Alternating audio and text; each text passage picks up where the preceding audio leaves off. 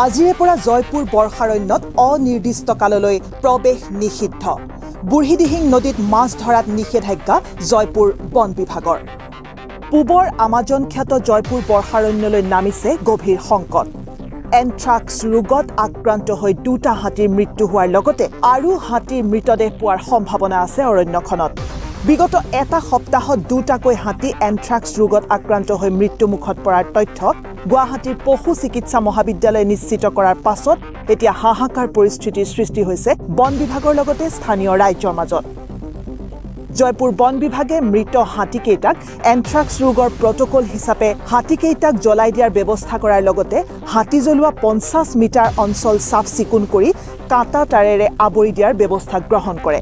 ইফালে এই ৰোগৰ সংক্ৰমণৰ প্ৰতি লক্ষ্য ৰাখি অনিৰ্দিষ্ট কাললৈ জয়পুৰ বৰ্ষাৰণ্যৰ ভিতৰত প্ৰৱেশ তথা বুঢ়ীদিহিং নৈত মাছ মৰা বা নদীৰ পানী ব্যৱহাৰৰ ক্ষেত্ৰত নিষেধাজ্ঞা আৰোপ কৰিছে বন বিভাগে।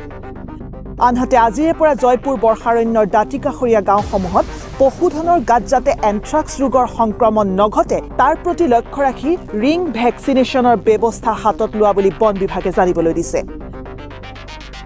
মতে আমাৰ যিখিনি এইখিনি অসুবিধা হৈছে জীৱকুলৰ লগতে মানুহৰ প্ৰাণৰ প্ৰতিও কিছু শংকাৰ আহি পৰিছে।